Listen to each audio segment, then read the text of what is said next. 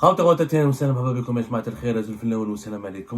que vous allez bien, j'espère que vous vous portez bien. Après une accalmie qui a duré, on va dire, 2 semaines entre la fin du mois de mars et la mi-avril, la guerre opposant le régime algérien à Bruno Retailleau reprend de plus belle, mais reprend avec une intensité encore plus grave. Et le ministre français de l'Intérieur profite largement de ce conflit diplomatique entre les deux pays pour relancer la machine médiatique, pour relancer les pressions sur le régime algérien. Bruno Retailleau, qui était plus ou moins silencieux, qui s'est éclipsé un petit peu pour laisser Emmanuel Macron et le chef de la diplomatie française Jean-Noël Barrot gérer le dossier algérien, revient au devant de la scène. Grâce à qui? Grâce au régime algérien. Le régime algérien qui l'a pointé du doigt dans 2 communiqués, le 12 avril, on en a parlé hier, le 12 avril et le 14 avril, pour dénoncer l'affaire Ahmed DZ et l'emprisonnement d'un agent consulaire et pour annoncer l'expulsion des, comment on appelle ça, de 12 diplomates français à Alger. Bruno Retailleau est accusé directement par les autorités algériennes d'être le responsable d'une opération de barbouzerie, le responsable d'un complot qui vise à torpiller la réconciliation algéro-française, un algérophobe qui utilise qu'on appelle ça, qui utilise les tensions avec l'Algérie, qui instrumentalise l'Algérie pour ses ambitions politiques personnelles. Ce conflit-là a permis, encore une fois, à Bruno Retailleau de s'offrir une nouvelle visibilité, de revenir au devant de la scène. Et après avoir fait un plateau de télévision hier le 16 sur CNews, et ben aujourd'hui, le 17 avril 2025, il a été interrogé, il a été sur les ondes de RTL, et il n'a pas été du tout tendre. Il n'a pas du tout été tendre avec le régime algérien, avec les autorités algériennes. Monsieur Bruno Retailleau qui a profité donc de cette exposition médiatique. C'est une véritable exposition médiatique que lui offre l'Algérie pour se mettre en valeur et pour se poser en victime du pouvoir algérien.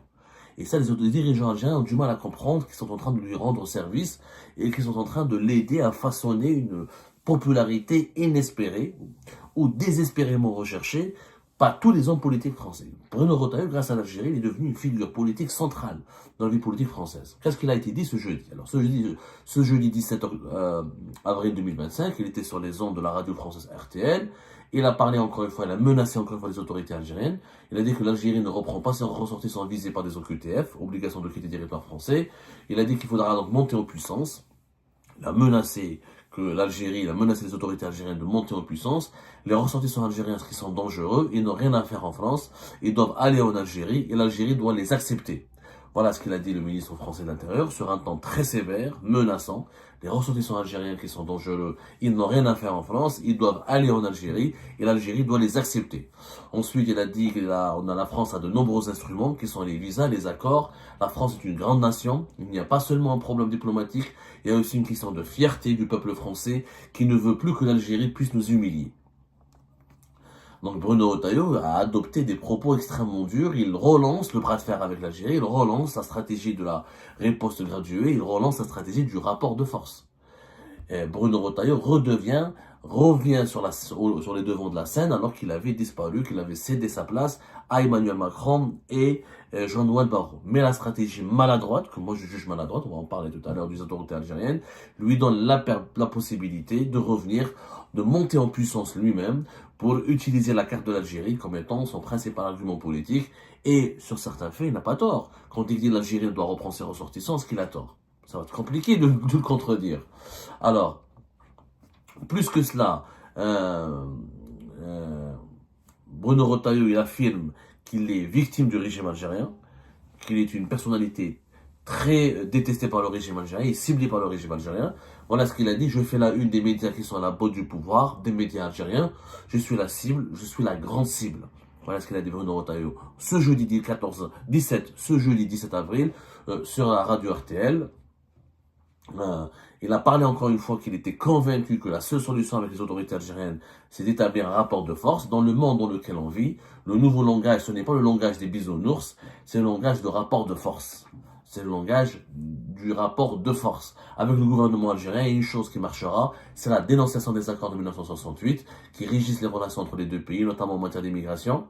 Ça, c'est Laurent Wauquiez qui est le concurrent direct Bruno Retailleau qui a abordé ce sujet, même les adversaires directs de Bruno Retailleau sont en train de rejoindre, de s'aligner sur sa position.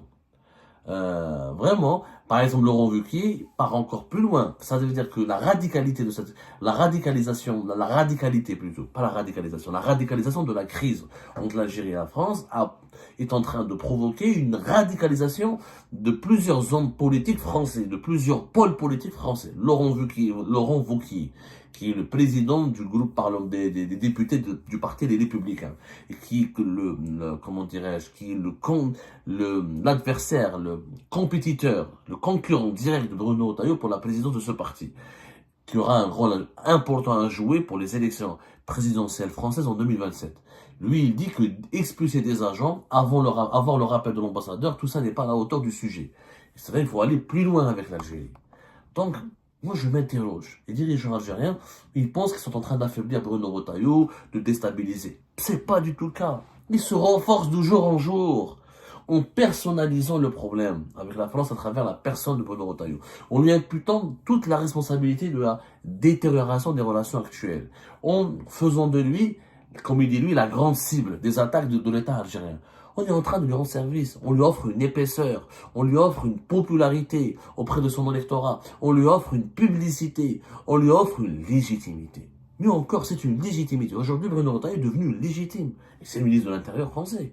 Quand un État étranger attaque le ministre de l'Intérieur français, tous les Français vont se ranger de son côté, même ceux qui sont son adversaire. Même ses adversaires directs au sein de sa famille politique le soutiennent. Bien sûr, il y a des gens de la gauche, il y a Dominique de Villepin, d'autres personnes qui le critiquent. Mais avant le début de la réconciliation, juste au début de la réconciliation plutôt, Bruno Retailleau, il s'était retiré, il s'était un petit peu mis en retrait. Il s'était mis en retrait, il a accepté de se mettre en retrait, d'oublier un peu l'Algérie. Mais c'est l'Algérie qui l'a relancé. Ce sont les autorités algériennes qui parlent de lui jour et matin dans 2 communiqués officiels de l'État algérien, 2 communiqués officiels, dans plusieurs prises de position officielles, dans des déclarations publiques de plusieurs partis politiques algériens. N'en parlant pas les médias algériens. Ils parlent de Bruno Retailleau toute la journée. Comment voulez-vous que Bruno Retailleau n'en profite pas? Comment voulez-vous qu'on ne se pose pas des questions c'est un raz-de-marée de critiques et d'attaques contre Bruno Retailleau. Ce qui a fait de Bruno Retailleau, encore une fois, une personnalité légitime aux yeux d'une bonne partie de l'opinion publique française.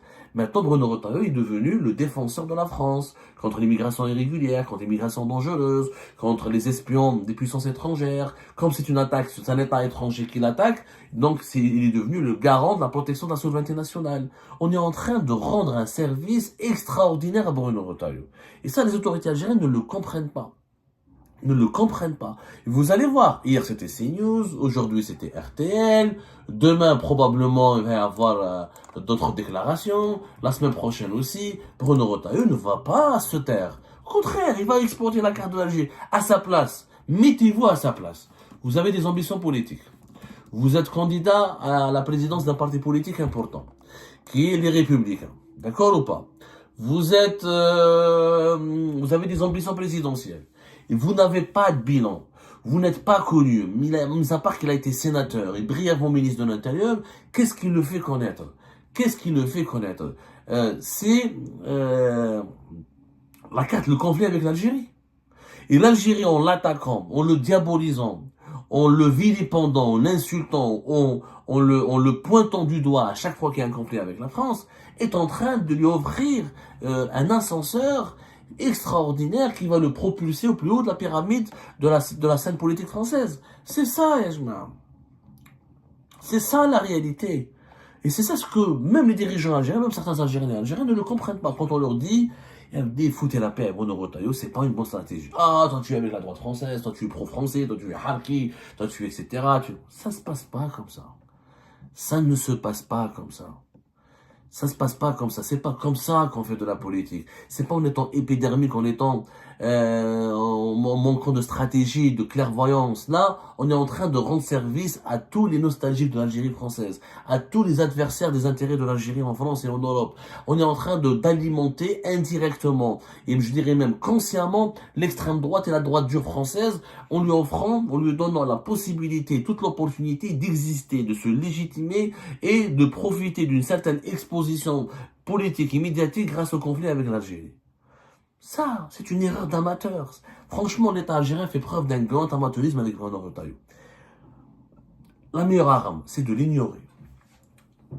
Je vous donne un exemple. Rappelez-vous ce qui s'est passé entre l'Égypte et l'Algérie lors de la crise du match de football de l'équipe nationale avec Omdurman et les matchs aller-retour, la qualification extraordinaire de l'équipe nationale de football en Égypte après avoir été agressé, caillassé, les supporters algériens ont été malmenés, agressés au Caire, etc. Il y avait une grande guerre médiatique et même diplomatique qui a été lancée par le régime de l'Égypte de Moubarak contre l'Algérie de Bouteflika. Regardez comment Abdelaziz Bouteflika à l'époque il a géré la chose, la situation. Aucune critique officielle, pas de communiqué. La presse algérienne, mis à part Chourouk ou Nahar, on n'avait pas de télévision à l'époque, il n'y avait pas encore Nahar ou Chourouk, TV, etc. La presse égyptienne ils ont beaucoup plus de télévision que nous, ils avaient beaucoup plus de médias par écrit que nous, beaucoup plus il y avait un Algérien bashing extraordinaire, une opération, c'est-à-dire d'insultes, tous les préjugés les plus négatifs contre l'Algérie ont été lancés. On parle de bashing. Bashing en anglais, ça veut dire de dénigrer collectivement une personne ou un sujet. En communication, c'est le fait de lancer des opérations de communication contre une personne. C'est un lynchage médiatique. Voilà, c'est le bashing. C'est un lynchage. L'Algérie a été lynchée par les autorités égyptiennes, par les parlementaires égyptiens, par la presse égyptienne. À aucun moment, Bouteflika n'a réagi. À aucun moment. Bouteflika s'est juste compté d'organiser l'ouvrage des supporters à Omdurman. Il a utilisé le match de football pour asseoir sa légitimité et sa popularité. L'armée a mobilisé des avions pour prendre les supporters. On a gagné le match, on s'est qualifié et ça a été l'une des plus belles victoires collectives, l'un des plus grands moments de liesse de la population, de liesse populaire en Algérie, parce que ça nous a permis de ressouder les liens, de revenir à la Coupe du Monde de 2010 après des années, des décennies d'absence et ça a redonné un certain prestige, une certaine gloire à l'Algérie. Mais, à l'époque, le régime Bouteflika n'a jamais critiqué Moubarak, ni son fils, ni ses ministres. La campagne médiatique en Algérie contre les Égyptiens était extrêmement faible, était voire insignifiante par rapport à l'armada médiatique mobilisée par l'Égypte pour dénigrer l'Algérie. Et qui a gagné à la fin, c'était l'Algérie. Parce que Bouteflika était un grand président, un grand diplomate. Les tonneaux vides sont toujours ceux qui font le plus de bruit. Allons faire l'expression. Les États sérieux, ce sont les États qui ne font pas de bruit, qui agissent en silence, mais qui agissent efficacement et qui obtiennent des victoires. Pas les États qui ne sont pas sérieux, ils se bouent, etc. Mais il y a toujours ce qu'on appelle en communication l'effet boomerang. L'effet boomerang. Les dirigeants algériens doivent vraiment suivre des cours de formation en communication. L'effet boomerang. C'est-à-dire que quand les effets recherchés, les effets contestés ou les effets escomptés se retournent contre l'auteur qui a lancé une opération de communication. Nous, on a lancé une opération de communication pour affaiblir, déstabiliser Bruno Retailleau, pour le salir, pour le rabaisser. Finalement, on a eu l'effet boomerang. On a eu l'exact contraire de l'effet recherché. On a eu la conséquence inverse. On a permis à Bruno Retailleau de s'imposer, de rayonner sur la vie politique française, de devenir une figure populaire et de devenir quelqu'un d'extrêmement connu, d'extrêmement influent. Est-ce qu'on ne devrait pas réfléchir sur cette séquence? Si on ne tire pas les leçons de nos erreurs, je parle de nos erreurs, c'est pas nous qui sommes au pouvoir, je parle des dirigeants algériens, c'est eux qui sont au pouvoir. Et malheureusement, je remarque ces derniers temps, les dirigeants algériens dans la crise avec la France, ils ont un certain nombre d'Algériens et d'Algériens qui les soutiennent, qui adhèrent à leur doctrine. C'est une erreur fondamentale. Et ça va se retourner contre nous. Parce que la droite et l'extrême droite se nourrit magnifiquement bien de cette crise avec l'Algérie. La stratégie qui aurait été la plus efficace, c'est comme celle de Bouteflika face à l'Égypte en 2010. Le silence, le calme, le sang-froid, l'objectivité, la rigueur. Ça, on aurait pu franchement défendre nettement mieux à travers ces attitudes les intérêts de l'Algérie en France.